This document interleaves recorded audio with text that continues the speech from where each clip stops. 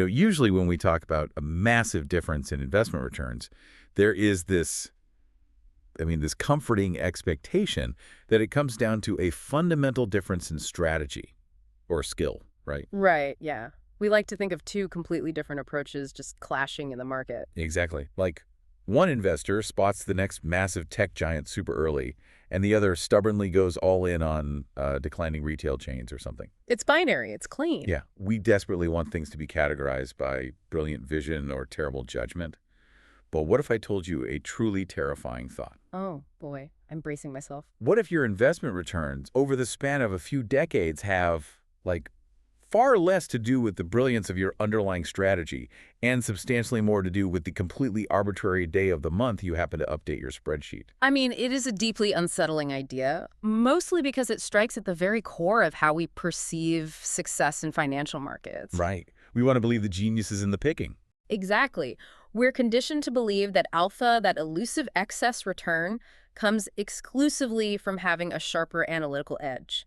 We want to believe the heavy lifting is purely in the stock selection. Right, absolutely. So to suggest that a mundane administrative detail could rival actual skill is something most market participants instinctively want to just, well, reject entirely. I completely agree. It feels wrong. But today, we're taking you on a deep dive into a hidden structural risk that is lurking in systematic investing, and we are going to explore its proposed yet highly debated mathematical solution. It's a fascinating topic. It really is. To figure out how to survive this, we're diving into some incredible research today. We've got our hands on an academic paper by researchers Carlo Zaratini and Alberto Pagani, and a really great breakdown of it from Quantpedia called The Tranching Dilemma. Both excellent sources. Yeah. Okay, let's unpack this, because I am genuinely amazed that something as seemingly innocuous as a calendar date could be so incredibly critical to your long-term wealth. It really serves as a perfect example of how, in a world that is completely obsessed with finding the perfect signal, the ultimate predictive metric or the best undervalued stock, the actual physical mechanics of implementation are often just pushed to the background. Totally ignored. Exactly. And as this research so vividly shows, ignoring those execution mechanics happens very much to the detriment of the investor. I mean, the industry spends years and millions of dollars refining the what to buy and often completely neglects the how and when exactly to buy it. Well, we need to show you just how dramatically this alters outcomes before we even attempt to get into how to fix it. Because the numbers Zaratini and Pagani uncovered in this paper are, frankly, genuinely staggering. They really are. To start, we have to define the beast we're looking at. The concept is called rebalanced timing luck, or RTL. RTL, right? Yeah, so in plain English, RTL is the performance dispersion, basically the gap in terminal returns between two identically managed investment strategies that only differ in their rebalance schedules. So they hold the same types of assets, they use the exact same algorithm? Exactly. They apply the exact same risk management rules. The only difference is that one executes its trades on, say, the 1st of the month, and the other executes on the 15th. And to really understand the sheer magnitude of RTL, the researchers didn't just look at a theoretical, sterilized model. They actually ran a highly concentrated U.S. equity momentum portfolio through historical data. Spanning a massive time frame. Yeah, from 1991 all the way to 2024. And the choice of a momentum strategy here is critical. Why momentum specifically? Well, momentum strategies, by their very nature, are designed to buy recent winners and sell recent losers. They are attempting to surf the current market sentiment, which makes them uniquely and highly sensitive to timing. Let's actually visualize that timing sensitivity, because I think it helps. Think about it like two surfers with the exact same surfboard, the exact same physical fitness, and the exact same technique. I love this analogy. Right. Surfer A paddles out at 10 a.m. sharp and catches a massive, perfect wave that carries him all the way to the beach. Beautiful. But Surfer B paddles out just 5 minutes later at 10:05 a.m., but the tide has shifted slightly, and the water is completely flat. Right. The underlying skill of the surfer didn't change at all. The momentum of the ocean did. Exactly. In a momentum portfolio, stock might be rocketing upward on the 5th of the month, but by the 20th, that trend could be totally exhausted. That is a highly accurate way to picture the mechanics at play here. The market is a moving train, and the signal decay in momentum investing is incredibly rapid. So what happened when they ran the data? Well, when Zaratini and Pagani ran this simulation, they took 20 variations of the exact same strategy, differing only by the trading day of the month. Okay. The gap between the absolute best rebalancing schedule and the absolute worst was almost 350 basis points. Wait, wow. Specifically, 348 basis points in compound annual growth rate. For anyone listening who might not speak fluent finance, a basis point is 1/100th of a percent.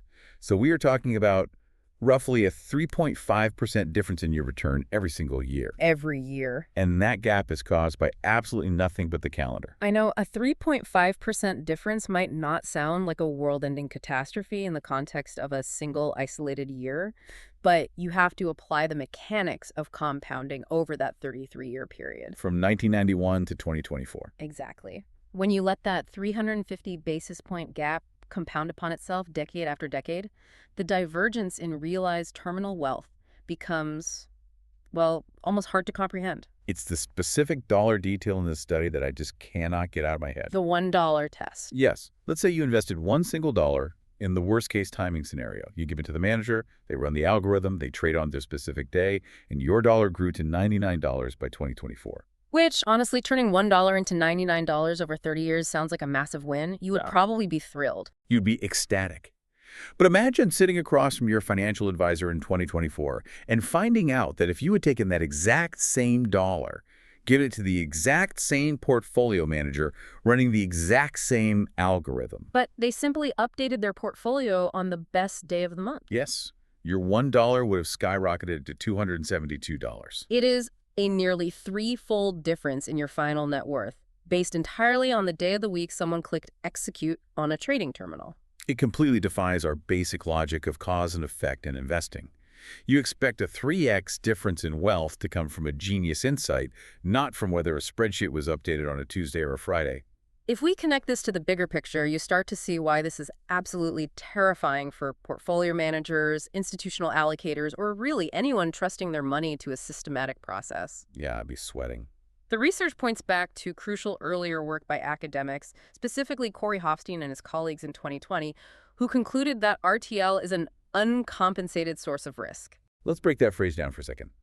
Uncompensated risk, meaning you are taking on a very real danger to your portfolio, but the market isn't paying you a premium for bearing that danger. Right. You get the downside without the expected upside. That's the worst kind of risk. It is. And that is the core of the issue. RTL is unforecastable. You cannot build a model to predict which day of the month will be the optimal rebalancing day 5 years from now. Because it's literally just luck.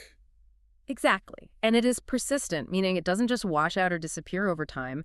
It constantly lurks in the background of high turnover strategies. And it's incredibly difficult to hedge. I can't imagine trying to explain that to a client. Think about the implications for an allocator trying to evaluate a manager's actual skill. If a mutual fund has a stellar 5-year track record beating all its peers, you have to ask a very uncomfortable question. Did the manager actually possess alpha-generating genius? Or did they just stumble into the optimal rebalancing schedule by sheer dumb luck? Precisely. It completely ruins the ability to validate backtests. Oh, wow. Yeah, because you could design a brilliant quantitative strategy, backtest it, and it looks terrible just because your backtesting software defaulted to trading on the 1st of the month instead of the 15th. Yep. It makes comparing peer groups almost impossible. Two funds with the exact same investment mandate and process can produce materially different track records, and neither the investors nor the managers might fully understand why. That is wild. So that structural flaw is exactly what led researchers to seek out a defense mechanism. Which brings us to the mathematical antidote proposed in the paper portfolio, tranching. Tranching, yeah. Here's where it gets really interesting. Think of tranching like your daily commute to work. If you leave your house all at once in one single car at 8:00 a.m. sharp, you are taking on a massive concentrated timing risk. Because of traffic. Right. If there happens to be a multi-car accident on the highway at exactly 8:05 a.m., your entire commute is ruined. You are stuck in traffic for 2 hours. A terrible morning. Exactly. But imagine if you could somehow send a tiny piece of yourself in a different car every 10 minutes. You hit the accident with the 8:00 a.m. car, sure, that piece is stuck. But the 8:10 a.m. car breezes through as the wreckage is cleared. Yes. And the 8:20 a.m. car takes a detour. You are essentially diversifying your traffic risk by staggering your exposure to the road. The daily commute is a fantastic way to conceptualize the mechanics here. Portfolio tranching is operationally quite simple, but conceptually powerful. How does it work in a portfolio? Instead of taking your entire capital pool and rebalancing it all on the last Friday of the month, putting all your exposure in that single car, you split your capital into multiple sub-portfolios or tranches. So chunks of money. Right. Each tranche operates on a staggered, independent schedule. Tranche 1 rebalances on the 1st of the month, Tranche 2 on the 8th, Tranche 3 on the 15th, and so on. You blend the results of all those overlapping schedules. And what does Zaratini and Pagani find when they apply this to the data? Like, does the math actually back up the mitigation? It does, and very clearly. The authors plotted the relationship between the number of tranches and the subsequent reduction in rebalance timing luck. Right. They confirmed earlier findings in the quantitative space, showing that RTL declines by a factor roughly proportional to 1 over n, where n is the number of tranches you create. So if you move from one single portfolio to 2 tranches, you effectively have your timing risk. Yeah. If you slice it into 4 tranches, you cut the timing variance down to a quarter. Yes, the decay curve of that risk is mathematically proven. That's incredible. It is. However, we have to be extremely precise about what tranching actually accomplishes because it's super easy to misinterpret the goal here. What do you mean? Tranching does not magically create better returns. Mm. The average returns across all the simulations remained completely unchanged. Okay. Tranching is not a magic wand for alpha generation. It is strictly an exercise in variance reduction. Got it. It doesn't make the wave you are surfing any bigger. It just ensures you actually catch the average wave instead of accidentally paddling out into flat water every single time. Exactly the right framing. It guarantees that you get the long-term return your strategy mathematically deserves, smoothing out the chaotic bumps caused by rapid signal decay. Which is huge for momentum. Very much so. For a strategy like momentum, where ranking instability is high and a stock's profile changes week to week, tranching ensures you aren't caught flat-footed waiting 29 days to react to a changing market. You always have a portion of your portfolio that is freshly calibrated to the latest data. Okay, I have to push back here, though, because this seems almost too neat. Go for it. If the math is so abundantly clear and tranching works beautifully to smooth out this variance and protect us from dumb calendar luck, why wouldn't everyone just chop their portfolio into 20, 30, or 60 tranches? Right. Like just rebalance a tiny 1% sliver of your portfolio every single day of the month and eliminate RTL entirely. Problem solved. Let's all go home. Your pushback hits on the exact limitation that makes this paper so valuable for practitioners. It is the very point where the authors transition from the pristine, frictionless world of academic theory into the harsh, bruising realities of the actual market. Oh, the real world strikes again. Always. The catch here is the friction of trading. Which brings us to the toll booth. You can chop up your portfolio to smooth out your commute, but every single one of those micro trades carries a fee. The fees, both visible and invisible, add up incredibly fast. Let's look at the parameters Zaratini and Pagani used. Yeah, let's look at those. When they ran their simulation on this momentum strategy, they deliberately omitted rebalancing thresholds. Meaning what, exactly? Well, in the real world, a portfolio manager might have a rule that says, if Apple's weight in the portfolio is only off by 0.1% from our target, don't bother trading it. It's not worth the fee. Right, keep it simple. But to isolate pure rebalance timing luck, the authors forced the model to make every single minor position adjustment, no matter how small, to perfectly match the target weights. And what was the fallout from forcing the model to be that precise? The result was extreme trading activity. The strategy generated an annual turnover of around 1,060%, executing roughly 340 distinct trades per year. Wait, 1,060% turnover. Just to put that into perspective for a second. If you are managing a $100,000 portfolio, an annual turnover of 1,060% means you are buying and selling over $1 million worth of equities over the course of a single year. Yes. You are churning the entire value of the portfolio more than 10 times over. The sheer volume of activity is mind-boggling. And every single one of those 340 trades carries a cost that eats directly into your final return. You have the direct transaction costs like broker commissions and exchange fees. Sure, the obvious stuff. But more insidiously, you have indirect costs, Yeah. primarily market impact. Let's actually spend a minute on market impact, because I think it's a concept that gets glossed over but is crucial to understanding why tranching is so complicated. Market impact is essentially the way your own trading activity changes the price of the stock against your own favor, right? That is correct. Think of the market order book like a store inventory. If you want to buy 100,000 shares of a mid-cap stock, there might only be 10,000 shares available at the current quoted price of $50. Okay, so you grab those. Right. But to buy the remaining 90,000 shares, you have to keep moving up the order book, paying $50.10, $50.20, $50.50. Ah, I see. By the time your large order is fully filled, your own massive buying pressure has pushed the average price you paid significantly higher. The same happens in reverse when you sell. A massive sell order crushes the price, meaning you get less money for your shares. So if you split your portfolio into 20 tranches to escape timing luck, you aren't just doing one big batch of trades a month. You are doing 20 smaller batches of trades. Exactly. You are multiplying the number of times you cross the bid-ask spread and the number of times you incur those frictional costs. Which is the core insight of the paper tranching is absolutely not a free lunch. You are paying for variance reduction with trading friction. So how do you know if it's worth it? To navigate this dilemma, the authors developed a framework to determine the optimal degree of tranching based on scale. They created what they call a utility function. Let's visualize this utility function. It's basically a mathematical balancing act, right? Yes. To find the true real-world benefit of tranching, you cannot just look at the gross return on a spreadsheet. That makes sense. You have to take the average compound annual growth rate the strategy generates, subtract the remaining rebalanced timing luck that you haven't managed to smooth out, and then subtract the very real trading costs incurred by splitting up the trades. And whatever's left, Whatever number is left over is your true utility, your actual benefit. you have to calculate whether the cost of the toll is worth crossing the bridge. Yeah. And this is where the story pivots from mathematical theory to a rather stark tale of two portfolios. It really does. Because when you run that utility function, you quickly realize that not everyone can actually afford to pay that toll. The utility function reveals a somewhat brutal reality about market mechanics, assets under management, or AUM, is destiny when it comes to mitigating this specific risk. It always comes back to AUM. It really does. Let's look at the data for a relatively small portfolio, say, a retail investor running $25,000 in a systematic momentum strategy. What does the math tell the $25,000 investor to do? The optimal setup for them is minimal. The math suggests stopping at roughly 2 tranches. Just two. Just 2.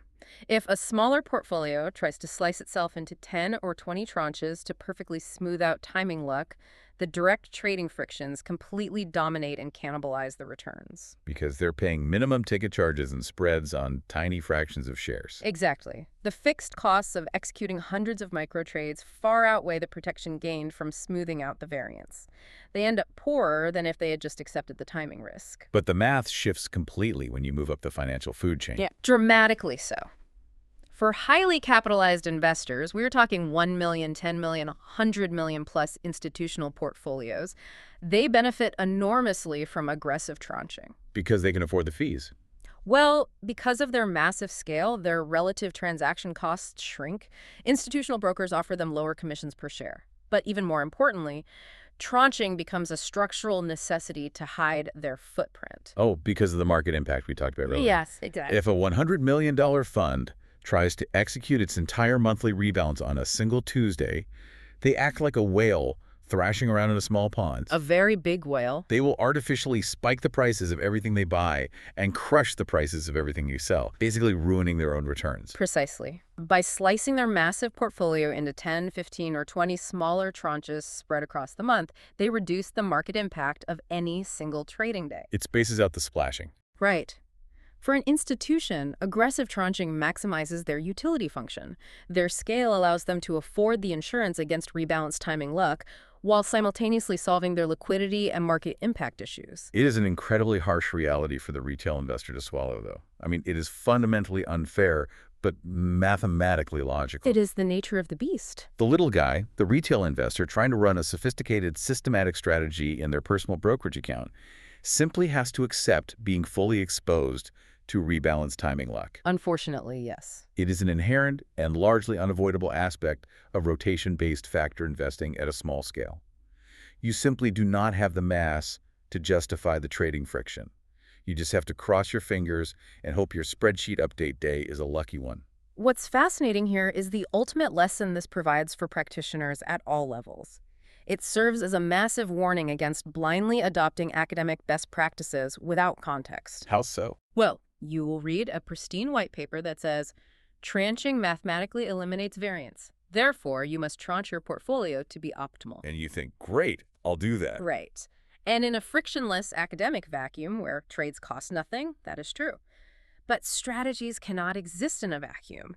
They must be firmly rooted in reality and meticulously calibrated to your specific scale, your expected turnover, and your execution constraints. Right, the real world has tolls. Exactly. The best strategy for a $100 million pension fund is mathematically the completely wrong strategy for a $25,000 retail account, even if they're chasing the exact same momentum premium. It really fundamentally shifts how you look at the basic plumbing of the financial markets. I mean, we started this deep dive talking about how a seemingly innocent administrative choice, just the day of the month you sit down at your computer to execute your trades, could dictate whether your initial investment yielded $99 or $272 over a 30-year horizon. A massive swing. A massive difference of 350 basis points a year, born entirely out of calendar luck and market momentum. And we've seen that the luxury of mitigating that risk, of smoothing out that chaotic variance through staggered tranching, is largely a privilege reserved for the institutional giants who have the scale to absorb the trading frictions. It is a sobering thought, really, recognizing how much of perceived success can be tied to mechanics rather than actual foresight. But it is also an incredibly empowering realization if you know what to look for and how to adjust your expectations. So what does this all mean for you listening? Whether you are evaluating a professional mutual fund manager to handle your retirement nest egg, or you are running your own systematic money, you have to look beyond the surface level signal. You really do. You have to start aggressively questioning the mechanics. When you are presented with a fantastic 5-year track record, you have to ask the hard questions. Is this performance actually built on genuine, repeatable stock-picking genius, or did this fund just happen to rebalance on the third Tuesday of the month when the market dynamics were perfectly aligned in their favor? That is the million-dollar question. You have to ask how they handle execution, how they manage their turnover, and whether they have actively quantified their timing risk. It demands a much higher level of critical thinking from allocators and investors alike.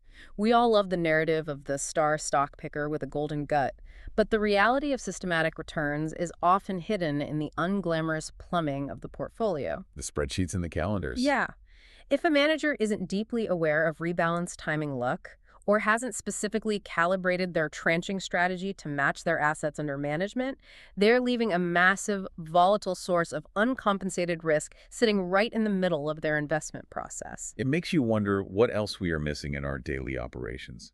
And I want to leave you with a final thought to mull over today as you go about your week. I like this part. If a mundane, completely overlooked detail, like a monthly calendar date, can trigger a 350 basis point swing in global finance, dictating whether fortunes are made or lost, what other invisible administrative routines in your own life or in your own business are silently creating massive variations in your success? That's a great question. What seemingly arbitrary habits, the day you send your invoices, the hour you schedule your team meetings, the specific rotation of your weekly tasks, are currently masquerading as either brilliant skill or terrible luck, just waiting for you to uncover the hidden mechanics behind them. We'll leave you to think about that. We'll see you on the next Deep Dive.